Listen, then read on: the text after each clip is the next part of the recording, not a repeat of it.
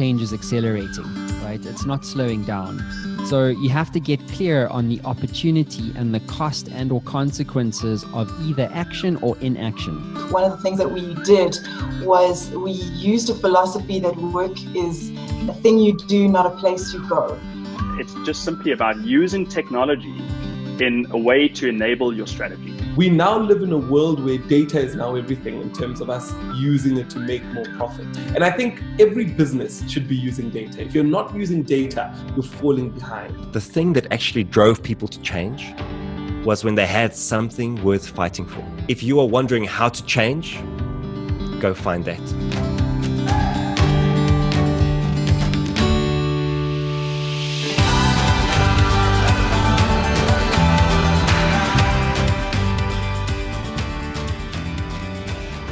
The first thing I want to just say there is don't be afraid, because so many folks hear this term digital transformation and they assume it means that you have to go and understand this methodology or this approach to transforming your business. But frankly, it's just simply about using technology in a way to enable your strategy. You're already doing this. If you're using email, if you're doing that effectively, I mean, that's already using a piece of technology to make things easier for you to communicate with your customer or communicate internally in your business. What you effectively want to be thinking about right now is not a high-level strategy of how to become digitally transformed, but rather to look at your strategy within your business, to understand where are we going? What do our customers want? And when you understand those things, and I know that there's been some prior sessions on leadership and how to think about your business in this time frame, but once you get clear on that mission, on that objective, then it becomes reasonably clear as to where you need to invest your time and use technology to make things easier for you. So what we love to talk about are three things: analyze, act, and automate. And all that means is in your business right now, you've got a ton of data floating around, whether you know it or not. It could be an Excel spreadsheet, it could be in your inbox, it could even be in some of your history of online orders that you've had, or some of your invoices. And what you want to make sure of there is you analyze the data to understand, what is this actually telling me? And once you're able to understand that to a high level, at least, you can then take an action on that. And that action allows you to test that hypothesis, to test if whether or not the analysis is actually true and your understanding of the analysis is correct. And then ultimately, if that action yields results, you want to look for ways of automating that so you can scale and find some level of efficiency. Now, those are the three processes you should be thinking about consistently. They keep happening over and over and over again. It's an infinite loop. One of the things that we did was we used a philosophy that work is a thing you do, not a place you go. What does that mean for me as an individual, for my role in this organization? And often roles in organizations are defined by the characteristics of meeting people. Say, for example, like a sales role, or anything that's got to do with going out, meeting people, being able to not be socially distant from them means that you have to pivot into this digital realm. So the first thing is to accept that what you did before in the role that you played in the organization does not exist anymore. And as a leader, you're going to have to take your team through changing their mindsets and changing their attitudes towards a role that now is involving more of a digital interface. So accepting that it's going to happen and taking your team, hand-holding your team through that. The other thing that we've used in the business is we've used digital natives. So anyone kind of born between sort of 1995 and today is a digital native. And using our digital natives to then handhold and reverse mentor people through a digital change. That's helped the business immensely. It's also helped strengthen relationships between people that now that you don't have a human connection and a human engagement, you have to find other ways of building those connections. So not only are you upskilling people that might not necessarily have digital skills, you're actually creating human connections and mentor-mentee relationships within the business by pairing up your digital natives with those people that might need a little bit of hand-holding through getting online, getting digitally and tech savvy. So you have to recognize that change is accelerating, right? It's not slowing down.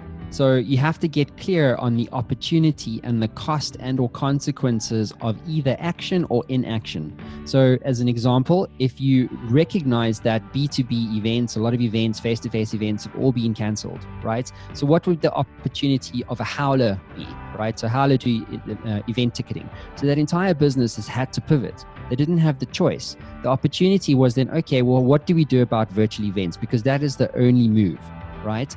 And so then as part of that opportunity, if you're going to go after it, you can't be on the fence about it. You have to mobilize your entire business to go after that single-minded goal.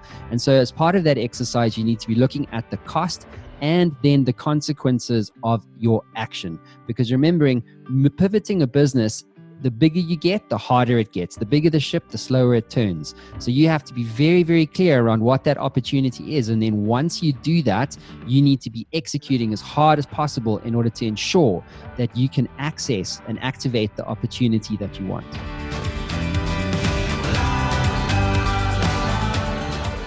We now live in a world where data is now everything in terms of us using it to make more profit. And I think every business should be using data. If you're not using data, you're falling behind.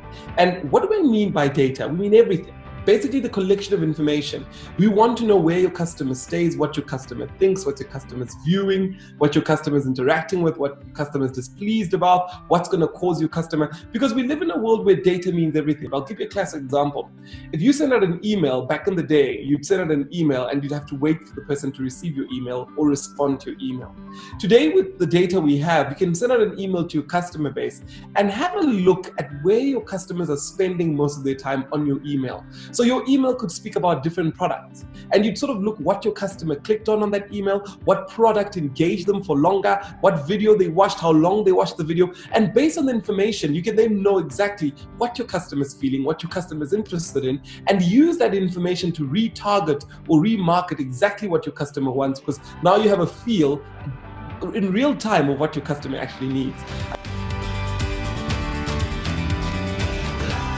What ends up happening is that entrepreneurs in many cases go and do a quick Google to try and solve a problem that they have, find a piece of technology, acquire that piece of technology, and they tell everyone, this is the silver bullet.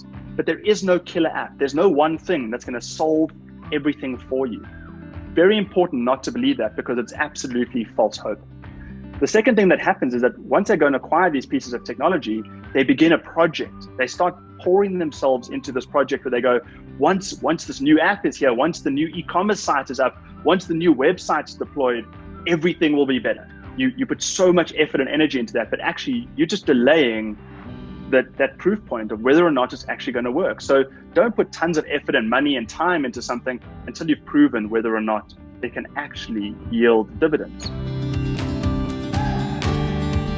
So the biggest challenge to changing things in your business is changing yourself. And I've been dealing with change my entire life. For a long time, I worked in hospitals and I would see people come in with heart attacks.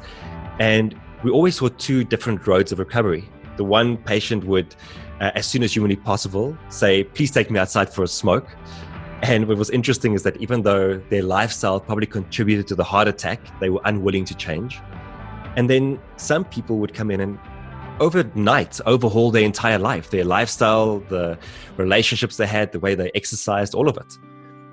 And it was always interesting to me to think about, well, why is one person changing so rapidly and the other is incapable of change?